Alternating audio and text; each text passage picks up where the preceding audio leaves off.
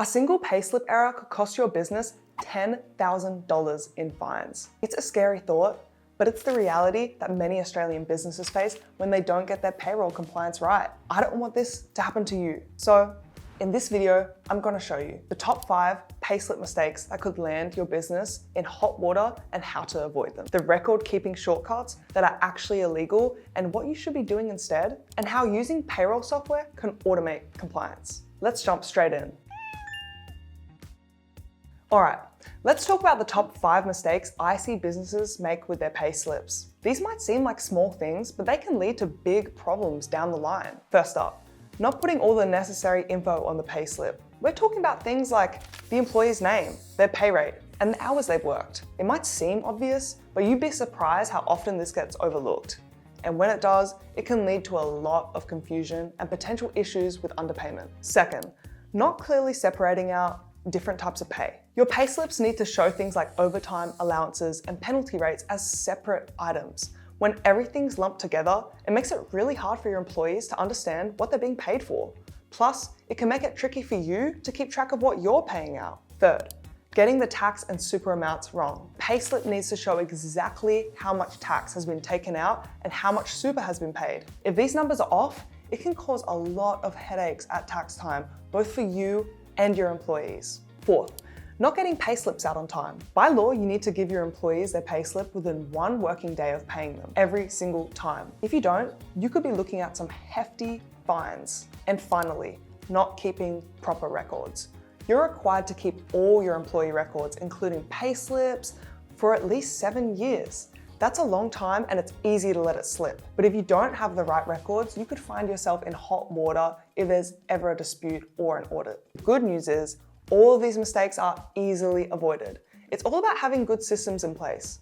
Double check your employee details, make sure you're clearly itemizing different types of pay, triple check your tax and super numbers, always issue payslips on time, and keep your records in good order. Now that we've covered payslip mistakes, let's talk about record keeping. You might be tempted to take shortcuts here, but trust me, it's not worth the risk. I've seen businesses get into serious trouble trying to cut corners. Let's look at some common shortcuts that are actually illegal and what you should be doing instead. Number 1, not keeping records for long enough. Some businesses think they can get away with keeping records for just a year or 2, but the law requires you to keep employee records for at least 7 years.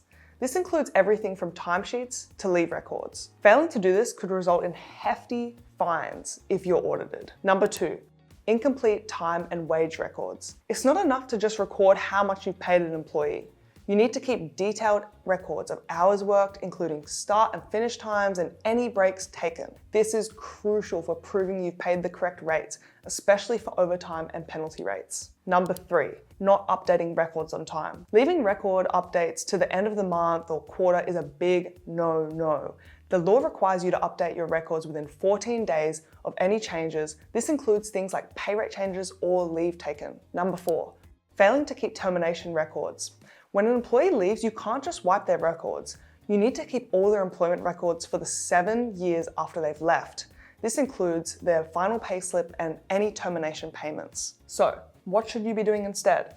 Here's what I recommend to my clients. Keep both digital and hard copies of all important documents. Set up a system to ensure records are kept for at least 7 years. Use detailed timesheets that record all hours worked, including breaks. Update your records at least weekly, if not daily, and maintain comprehensive records for all employees even after they've left. Remember, good record keeping isn't just about avoiding fines. It protects you if there's ever a dispute, helps you make informed business decisions, and makes your life a lot easier come tax time. While these are all good solutions, the best is actually just implementing some kind of automated payroll software. Beyond just helping you stay compliant with modern awards and the rest of the industrial relations system, it can take care of many of the tasks we have just discussed. For example, the software handles wage calculations, including overtime and penalty rates, as well as tax and superannuation. This eliminates many of the payslip mistakes we talked about earlier.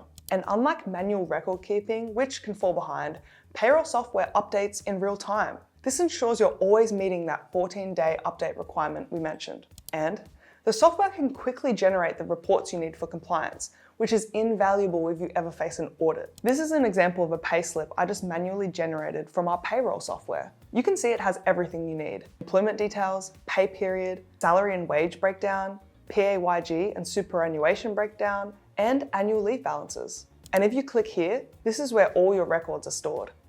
That covers all your legal requirements in terms of record keeping and payslips. You've quite a few more obligations when it comes to allowances and deductions, so I'd recommend you check out this video so that you're covering all your compliance bases. See you over there.